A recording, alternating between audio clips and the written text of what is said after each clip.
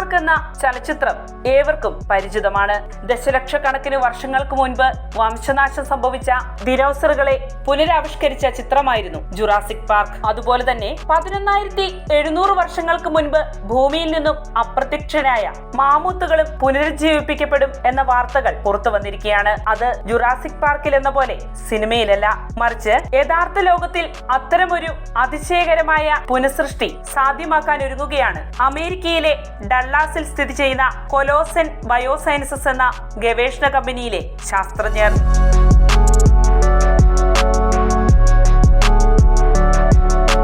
വംശനാശം സംഭവിച്ച ജീവിവർഗങ്ങളെ ജനിതക എഞ്ചിനീയറിംഗിലൂടെ പുനഃസൃഷ്ടിക്കാനാകുമോ എന്ന ഗവേഷണങ്ങളിലാണ് ഈ കമ്പനി പ്രധാനമായും ശ്രദ്ധയൂന്നിയിരിക്കുന്നത്. ഈ ബയോടെക് കമ്പനി 2028ഓടെ മാമോത്തുകളെ പുനഃസൃഷ്ടിക്കാനുള്ള അതിതീവ്ര ശ്രമങ്ങളിൽ ഏർപ്പെട്ടിരിക്കുകയാണ്. ഈ കമ്പനിയുടെ ഗവേഷണ ശ്രമങ്ങൾ ഇപ്പോൾ ഒരു നിർണായക വഴിത്തിരിവിൽ എത്തി നിൽക്കുകയുമാണ്. മാമോത്തുകളെ പുനരുജ്ജീവിപ്പിക്കുന്നതിനുള്ള ആദ്യ ശ്രമഫലമായി അതേ ജനിതക സവിശേഷതകളുള്ള 7 എലികളെ ഈ കമ്പനിയുടെ ലാബിൽ വികസിപ്പിച്ചെടുത്തു കഴിഞ്ഞു. 50 സെന്റിമീറ്റർ വരെ നീളമുള്ള ഇടതൂർന്നതും ഇരുണ്ട നിറമുള്ളതുമായ രോമങ്ങളോടെയുള്ള വൂളി മാമോത്തുകളുടെ ശാരീരിക പ്രത്യേകതകളോട് സാമ്യം പുലർത്തുന്ന എലികളെയാണ് ഇവിടെ വികസിപ്പിച്ചെടുത്തിരിക്കുന്നത്. ഈ എലികൾ നീണ്ടതും ചുരുണ്ടതുമായ മുഖരോമങ്ങളോട് കൂടിയവയെ ശരീരത്തിൽ സാധാരണയിലുമധികം 3 ഇരട്ടി നീളത്തോടു കൂടിയ ഇളം രോമങ്ങൾ ഉള്ളവയുമാണ്. വൂളി മാമോത്തുകളെ പുനഃസൃഷ്ടിക്കുന്നതിന്റെ ആദ്യപടി എന്നോണമാണ് ജനിതക എഡിറ്റിംഗ് വഴി ഈ എലികൾക്ക് ഇത്തരത്തിലുള്ള ശ്രദ്ധേയ സവിശേഷതകൾ നൽകിയിരിക്കുന്നത്. അതിശൈത്യ മേഖലകളിലെ കാലാവസ്ഥയുമായി പൊരുത്തപ്പെടാൻ വൂളി മാമോത്തുകളെ പ്രാപ്തമാക്കിയ DNA ശ്രേണികളും മറ്റ് ബാഹ്യ പ്രത്യേകതകളും തമ്മിലുള്ള ബന്ധത്തെക്കുറിച്ച് അടുത്തറിയാൻ എലികളിൽ നടത്തിയിരിക്കുന്ന പുതിയ പരീക്ഷണം ഗുണം ചെയ്യുമെന്നാണ് കൊലോസൽ കമ്പനി വിശദീകരിക്കുന്നത്.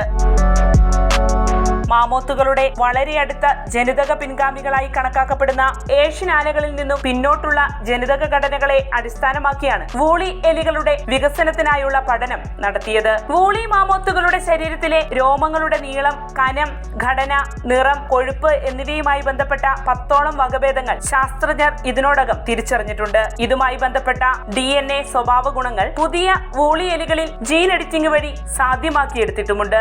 ഈ ജീൻ എഡിറ്റിംഗ് വിജയം വൂളി മാമോത്തുകളുടെ പുനഃസൃഷ്ടിയിലേക്കുള്ള യാത്രയ്ക്ക് കൂടുതൽ ഊർജം പകർന്നിരിക്കുകയാണ്.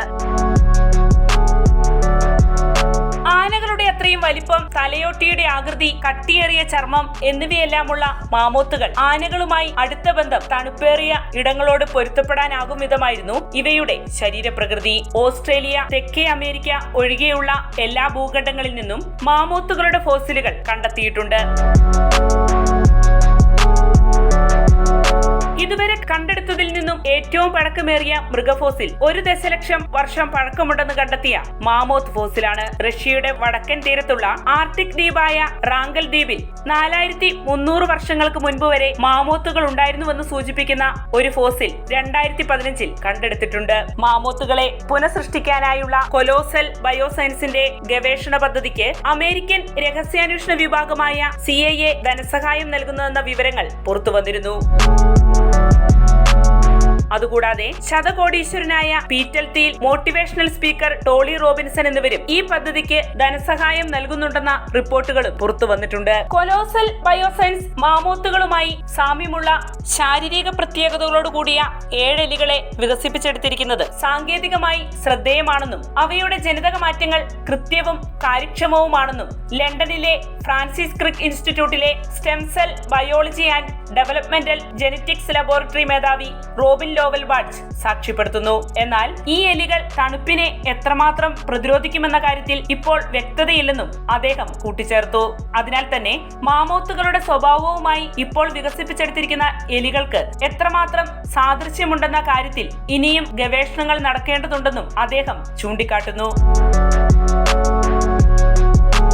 അതേസമയം ജീൻ എഡിറ്റിംഗ് വഴി വംശനാശം സംഭവിച്ച ഏതെങ്കിലും ഒരു ജീവിയുടെ ഏകദേശ രൂപം മാത്രമേ മനുഷ്യന് സൃഷ്ടിക്കാൻ കഴിയുകയുള്ളൂ എന്ന വിമർശനങ്ങളും ശാസ്ത്രലോകത്തു നിന്നടക്കം കൊലോസൽ കമ്പനിയുടെ ഈ ഗവേഷണത്തിനെതിരെ ഉയരുന്നുണ്ട്. എങ്കിലും അത്തരം വിമർശനങ്ങൾ അഭിമുഖീകരിക്കുമ്പോഴും ഈ കമ്പനി തങ്ങളുടെ ഗവേഷണ പദ്ധതിയുമായി മുന്നോട്ടു പോവുകയാണ്. വൂളി മാമോത്തിനെ കൂടാതെ വംശനാശം നേരിട്ട ഡോഡോ പക്ഷിയെയും ടാസ്മാനിയൻ കടുവയെയും പുനരുജ്ജീവിപ്പിക്കാനും കൊലോസൽ ബയോസയൻസസ് കമ്പനി ഗവേഷണ പദ്ധതി ഇട്ടിട്ടുണ്ട്. വാർത്തയുടെ നിറം തേടി തനിനിറം.